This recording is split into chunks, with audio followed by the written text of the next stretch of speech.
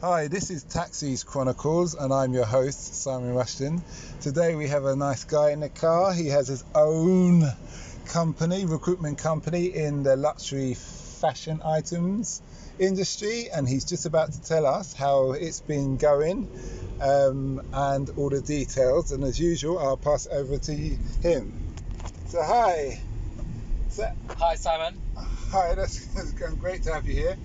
Thanks for having me. How you said you started in 2008, just after the crash. How was that? What were you? So when I started, so I'll give you a bit of my background. So I was 17, the youngest entrepreneur to that recruitment business. Okay. Backed by the Princess Trust. Yeah.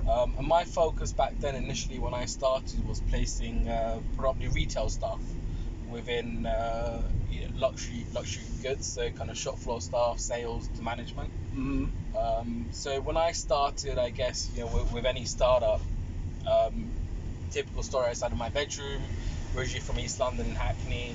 Mm-hmm. My first few clients were Ralph Lauren, Liberty, Graph. And you did well there. How did you color them? Well, I kind of cold called them. I was pitching more my service rather than myself. In terms of kind of what we do, placing salespeople. Back then when I started, my fees were quite competitive. So, looking at my competitors, a lot of the companies gave me an opportunity to trial my services. And I guess from 2000 and, when I started, kind of 2008 to 2011, the business grew. Certainly focused on the UK market. And I kind of came to realize, I guess the opportunity there was there's a lot of agencies who covered the high street segment. There wasn't really a core agency focused on luxury goods. And back then, luxury goods was an opportunity for a lot of other agencies to branch into. So I kind of shifted my focus in 2011 as I established my name to focus now. So you saw a niche and you just ran with it. Yeah. So predominantly the niche was mainly hard luxury goods, so high-end watches and jewelry brands, purely at the back of a passion of myself. So just to make sure I'm on the same page as you and the listeners, you've got a brand, let's say Rolex. Yeah. And Rolex wants somebody who's not just a student, but somebody who believes in the brand, understands about the quality and everything, and you can just supply them and like an agency person. Yeah. Who will market their brand as if it's their own. Yeah, that's correct. And that's your sales pitch. So yeah, when you use, for example, Rolex Rolex is a good example to use because they come to us for specialist candidates, and sometimes these candidates are not necessarily easy to find on the market. I'll give you an example. Without a Rolex watch, what is the process? They need watchmakers, they need specialists who are able to make those watches, and those candidates are quite hard to find. So what we do is we tend to look at other competitor businesses and we map out who work within those organizations. That may be through LinkedIn, it may be through word of mouth, through previous people we've placed within the industry, recommendations, and we would headhunt them and present them to clients. Now, the industry in which we operate in is very much candidate driven. So we may not necessarily have a job for them, but if we've got a candidate with a good skill set, a brand will create an opportunity for them. Now, I guess the last few years... That's really interesting, that point. Yeah. The company may think, we don't really need that person, but when they see the skills, they say, actually, let's find a space for them. And we're giving them off where they can't refuse. And that's kind of where the business has been built. We create opportunities for some of the candidates we represent. And a lot of our clients that do come to us may not necessarily know that person exists because we have a wider overview of the market. I like your research methods of using LinkedIn, because if you see one person LinkedIn, if they've worked for Rolex, as long as they've been liked by the other staff, they're going to have a whole Rolex community recommendations. And it helps you can them. just go through there and it's a spider's web. It's all integrated. But I think now, I guess the last year for us was a great year. 60% of our business was international. We do a lot of work, mainly in Europe.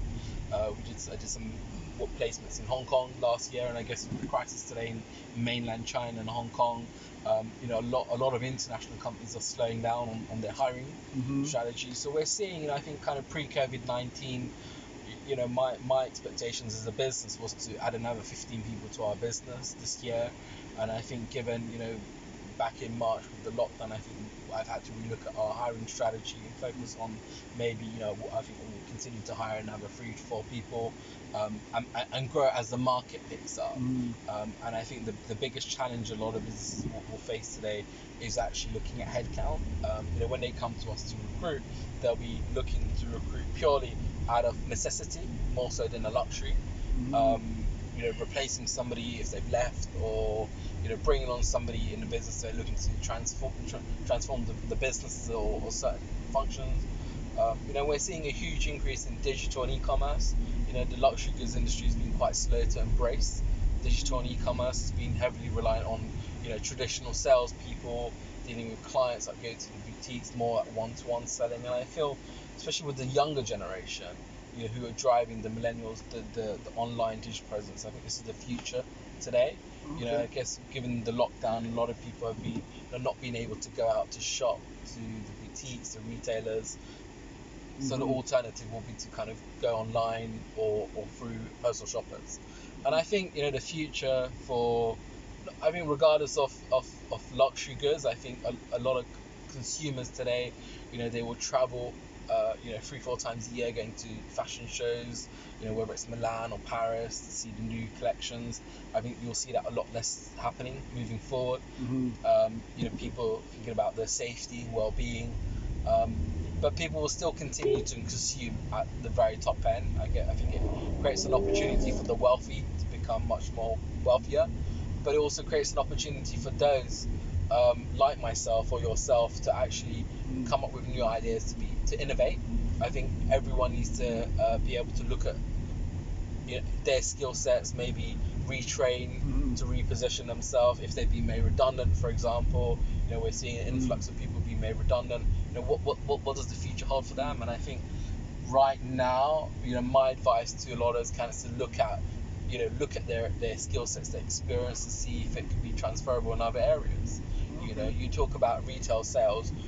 I think ultimately without sales, without a fee generator within a business, it will not help the business to invest in marketing and other operational products. We're here today, you're taking me home, and I think with COVID-19 you're going to also get a lot more people being more reluctant in how they travel, how they get about their own business.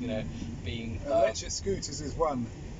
Everybody said, all right, I'll spend 300 quid and then I can go anywhere within a certain radius, and I'm not waiting for anybody. I can get down every alleyway, I can go on a pavement if I need to, regardless of Boris saying it's illegal.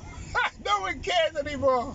Well, look, I think right now, I think what Bojo is saying, and I think everybody's looking to get around their own business. And I think whilst the government have obviously campaigned for a lot of people to stay home during the lockdown period, it's been quite successful, or very successful, shall we say. Now they need to campaign to get people back to work and getting out there to push the economy, and it will create opportunities like for other brands that we work for to recruit more people, and also for you to get I think we rely a lot on the international markets when they come to the UK, and I think this is a great opportunity for a lot of companies to look at their local consumers and their local customers, because I think ultimately with or without the rise of Asian consumers, they still will be the UK is probably one of the highest concentrated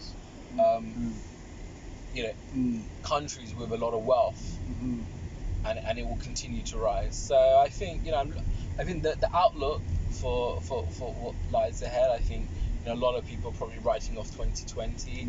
I see this as a great opportunity to realign and refocus, to come out as stronger and bigger and better. So what I was going to say is,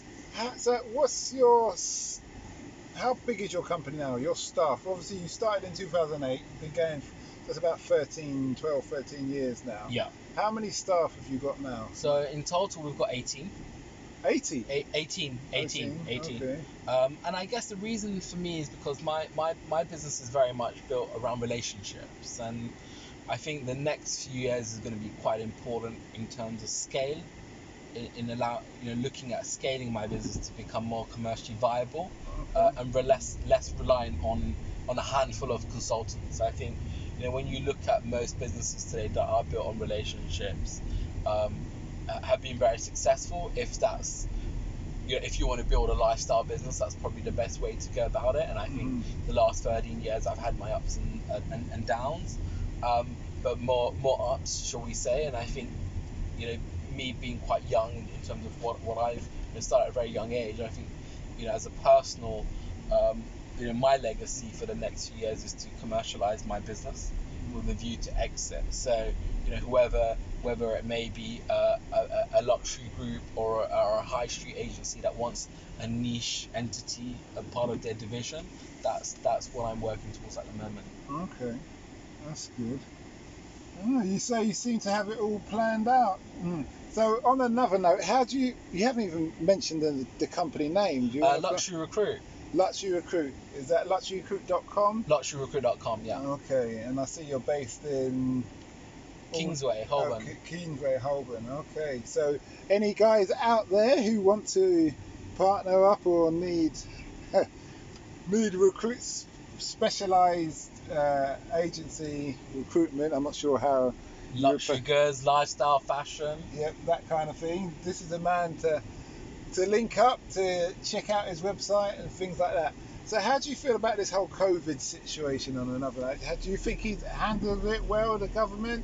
Do you think everyone should have stayed at home? Do you think only the vulnerable should have stayed at home? What do you think? I think right now, the focus is trying to get people back into work for those that can work.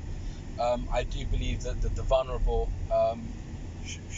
should be continuing to stay at home, because it will enable, I think, you read globally, with China, with Beijing recently, the second wave, and I think, unless we are careful, as in the professionals, there's a risk that we will also face, come December, end of the year, also a spike, and that will then become much worse, because it will be, looking at the flu season. Right now, I do believe, the opportunities out there for people to get back to work. Working from home, most of my guys work from home. I think it's been successful. If you're self-disciplined and you're able to work in that environment, I think it should continue. I think companies should use this as an opportunity to be more flexible, and to encourage more people to work from home if they cannot commute, especially for families.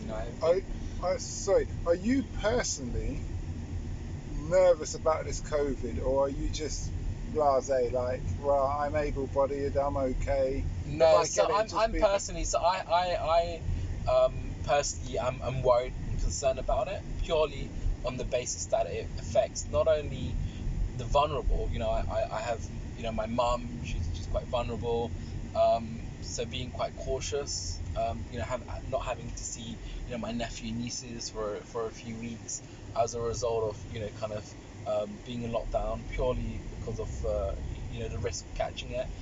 I do believe that most people who have had it now are fine.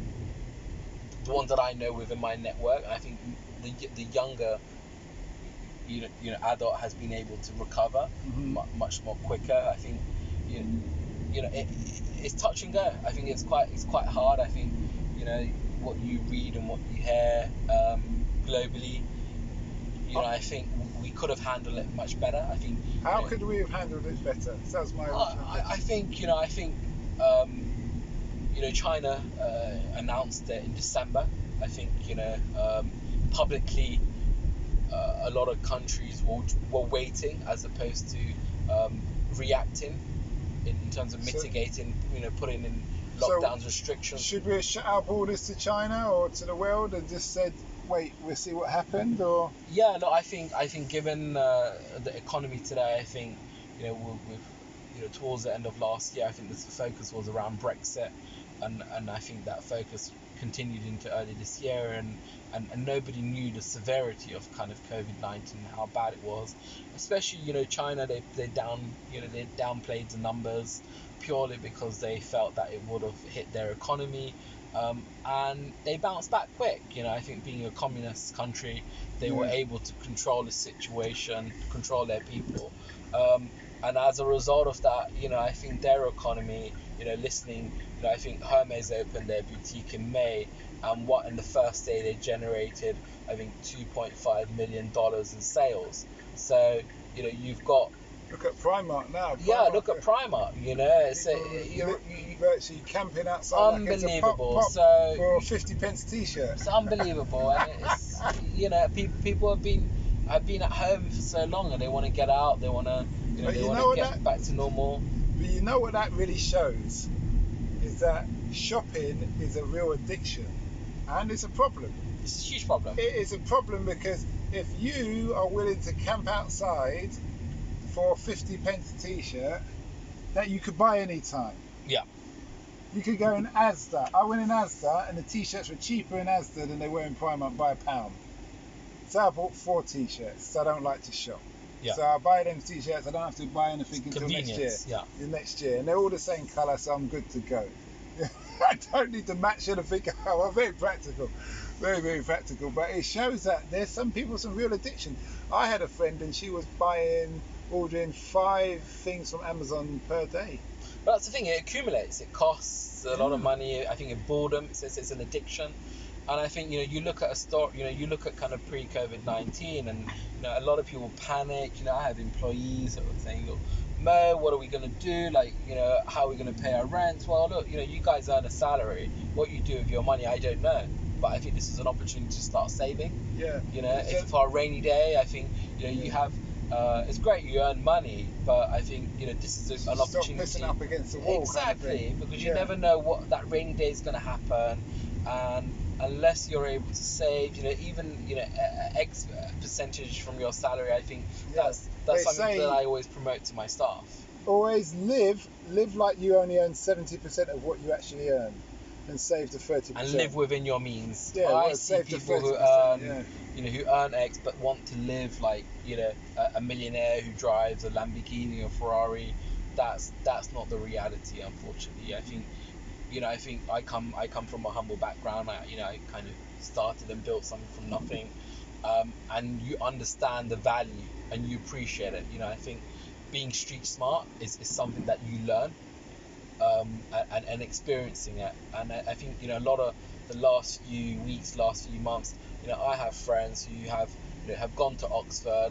Parents have paid for a good education, but I'm not stable. They've come to me and said, look, Mo, do you mind borrowing me some money? I can't pay my rent. But I'm happy to help my friends out. But, I think it puts things into perspective. But you have to say to people, it's tough love is real love, though. 100%. Because you say, I'll help you this time, you owe me the money, and you need to sort yourself out, so I'm not going to help you again. And unless they go for it, they're not going to learn, Yeah. And I think unless, if you've had that silver spoon treatment for so long, it is a wake-up call. And also, you have to ask yourself, you're asking me as a friend, why are you not asking your parents? Because you're embarrassed. 100%. They sent you and to you feel private education, pay for you to go to Oxford, and so for you to go to them to ask for money, it's a sign of failure, But then they need to learn to eat that humble pie, though. Because I agree. if they don't learn, then they'll only be back. And they're going to be back to you or other people. I've seen and that then many times. You'll see them, they may be driving a car that they can't afford, or they're having jewelry. So my thing is, have you been to the pawn shop? Someone asked me, have you been to the pawn shop? Have you been to the bank? Because my business is not lending money. I don't make money on lending money. So if you've gone to these people already and they've told you no, you're telling me that the bank says you're not financially viable. So why should I give you some Exactly. money? So you're coming to. Why should I give you some money? It's because so unless there's a damn fool idiot man written across my head, then they'll come back again for more and more. And they're going to tell you about their problems and all these things. But you'll see them in the club or whatever, and you'll be like, mate, you're. Well, I happens a suppose lot. that's what they A lot. say. You have to pick your friends wisely. Sure, and it's not about the quantity. It's about the quality. You don't need a lot of friends to be able to have good people around you. And I think I've been quite lucky in the sense that I have mentors. I've had mentors who have many years of experience, have been successful, running banks. One of my mentors is a guy called Logan Naidu, who runs a recruitment company. Also, very successful, self-made. He set up his company in 2012. Started with 8 people, and he's got 300 people working for him. So his sector is within the finance space, and he's always been he's always said to me, look, Mo, you're very good at what you do. It's a great time to scale, and having people to kind of guide you, I think, and it is a great opportunity. It's a great privilege to have, whether it's a family member or not. I think it's always important to have a mentor. Yeah, I agree guess with that's kind of why I am where I am today. I think not having someone around me to turn to, it can be lonely sometimes. And you need somebody in your industry as well who's further down the line, who's willing to talk to you. Yeah. I met a guy in a taxi the other day, and he was a facilitator, and I do that for business in Africa. So I went to live in Africa for like 5 years. Whereabouts? In Kenya. Okay. Yeah. So, and I had businesses there, and I've made good connections where they build infrastructure, foreign people, but they build infrastructure, and they say to me, it's like basically throwing you crumbs, but they're big crumbs. They say, can you get me a construction company? Can you get me somebody who's specialised in this and specialised that? So you go around, do the groundwork, and then you bring them to that person. You get a facilitation fee along those lines of things. Now, when I spoke to this guy, I said to him, "Oh, can you be my mentor?" By the time we ended up having a conversation in the taxi, and he said, "Yeah, not a problem." So I meant to email him. I haven't yet. It was about 3 or 4 days ago I spoke to him. But he's in the same kind of line, but his facilitation is connecting. He used to be a banker, a trader. Yeah. So he connects people with money to people with good ideas. And if they marry, he gets a fee. Yeah. Even if they don't, he gets a fee, because it's like, I introduced you. If you messed up the proposition, that's nothing to do with me. You still get an intro fee, yeah. Yeah, I still get an intro fee, which is something where I realise I'm kind of falling down, because I didn't do that. I just was kind of helping out my other mentor, but this guy can really teach me in another light. So it's really interesting that when you say that. So I was thinking, okay, you've asked him to be a mentor, but what exactly are you asking him to do? Yeah. Because he's going to want to know, otherwise you're just wasting his time and your own. So it's going to be very specific. And a mentor can be in many forms. Maybe be somebody you meet once a month, spend a few hours with, say, talk about your life, your work, or some advice. Or it can be a specific mentor in like you use in a sector where you want experience in, or you want to go into, and somebody who's done it before can give you that guidance. Have you always found mentors in your industry that you're in? Yeah, so I think initially when I set up my business, I went to Homerton Boys School, and my school had a program with the city, and one of my mentors was a guy who worked at ING Bank, and he kind of would meet with me once a month, and he would just kind of give me some grounding on how to prepare for job interviews, and helping me with my business plan. And he was actually, my mentor was the guy that introduced me to my non-exec, Logan Naidu, who runs a successful recruitment business called Dartmouth Partners. So I guess it creates, you get introduced to one person, it creates an opportunity. Yeah, it's like he's vouching for you, really. He's saying, this is a good guy. I've had him. I've taught him so much now. So I think it's great. I think even for the younger generation today, if they want to go to university, or they finish school, or they don't want to go to college, I think having a mentor or somebody who can kind of give them some form of guidance or to turn to, I think it's really, really important. And this is something that I'm actually looking into now, for my business, kind of getting into next year, is to creating a mentorship program to enable people to be paired up with those in our industry, to give them some support and guidance. But you went to Oxford? No, I went to Homerton, but my friend who asked me for money, he went to Oxford. Okay. So yeah, you can see how yeah, how that like turns how out. it's I falling. went to, you know, I'm proud of, from East End, Hackney boy. So that I'm proud of my roots. And I went to, you know, I didn't go to university. I went to college, did my A levels, and then I set up my business. But you probably did what was necessary for you to get to where you needed to get to, where a lot of people go Oxford just want to go there for status. 100%. And not a lot of people pursue a profession. I don't know how much it costs to go Oxford, but my mindset is like spending all that money just for status don't make sense. No. It's like, it's just for a piece of paper, and that piece of paper is only going to help you. It's only going to help you for your first interview. Yeah. I would have thought. Yeah. From my experience. So I went to South Bank and stuff. But yeah. So it's interesting. Times have changed now. You know, I think university is not for everybody. You know, if you don't want to get yourself into debt, then don't do it. You know, follow an apprenticeship, for example. That will then enable you to get into work, to start earning some money. And that's, you know, everyone, it's a personal choice. You know, my sister went to university, she became a teacher. You know, she needed certain qualifications to do her profession. I think, you know, it depends, you know, whether you want to become a doctor or a lawyer. Every profession will determine what qualifications you need, and there's no right or wrong. I think university is great. You know, you have that opportunity, you should go for it. If you don't, then you can still pursue. I think entrepreneurship today in the UK, I think I encourage it, especially given the economy we're in today. And I think for the future generation, the more entrepreneurs, the more, you know, ideas people come up with, it will create opportunities. Innovation.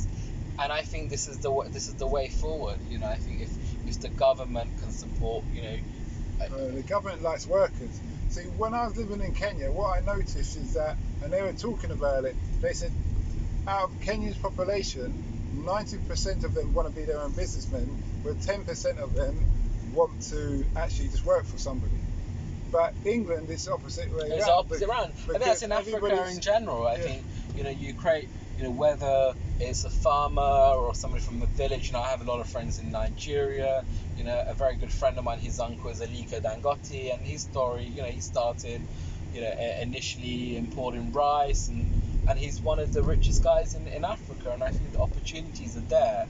And I think unless you have the contacts or the infrastructure, you can really develop something. You know, I think if I wasn't doing what I'm doing today, I'd probably move to Africa and do something there. And I think it's all about, you know, being at the right time. You know, it's the right time, the right place, and being able to create your own opportunity. That's my other podcast. My other podcast is called Africa Investing Stories, where I interview people who've invested in Africa, usually from around the world, and their story of how they did it, what went wrong, why they came back, or if it's successful and how it's still going, and where the future's going, and what they'd encourage other people to do. And I think Africa has many opportunities. It's all about you know, contacts. I think having the right contacts locally, I think is important, or having the right partner. You know, I think corruption is everywhere in the world today. You know, people talk about it as a lot, you know, in a certain part of a country. I don't believe it's in one certain part of the country. Yes, I do believe and do think that it starts from the top. If it's promoted and embedded at the top, then that will influence what happens below. But if it's promoted in such a way, you know, I know. I was watching a documentary on America, and they were saying actually America's worst problem is corruption. And they're saying if you look at a lot of the issues that people are protesting about and a lot of the problems, it comes down to corruption. I think somebody's being paid, and he's not going to bring a law into place to stop that or to give people justice. With the water issue, with the Superdome and the New Orleans situation, with the BP oil, you know, the list goes on. Not even mention George Floyd and all the rest of it that kicks in. It's just legislation, you know. And someone made a very good point. Some ex-military. The military are very cautious with who they shoot, even in wartime. because they know they can be held accountable as an individual. Yeah. They lose their pension, they lose all their privilege and dishonourable discharge. But the police, for some reason, aren't held accountable. There's a problem in that. There's a huge problem. Why would you, people who are really at death's door and at a heightened, violent, volatile situation, you make them accountable, but the other people who aren't really at that thing, you don't make them accountable. And I think, the recent events with Floyd, I think a lot of people are now using this as an opportunity to speak out, to have their voice heard, and I think it's the right thing to do. I think, I think America, we look at the person who's running the country today, he's only creating an opportunity for these people to come out, albeit a bit late, but as what's that saying? Sometimes is better late than never. I will say this though, I think the press has always been against him. So if he has done anything good, no one would really know of it. Right. And I'm not saying he has, but there's no one person who's all bad. No. Even Hitler helped his people. Yeah. And he helped his people in a very good way. But it's just at other people's detriment. And so, I usually, if the press are always trying to tell me something and make me believe something, I usually go the opposite way. Because you're kind of, listen guys, you're not really doing your job here. You're meant to give me the facts and let me make my decision. But you're telling me, no, take the chocolate take the chocolate cake. No, just don't look at the vanilla, take the chocolate. Like, there's something wrong with the chocolate cake here. There's something going on. What's, in that respect of things. Yeah. Still.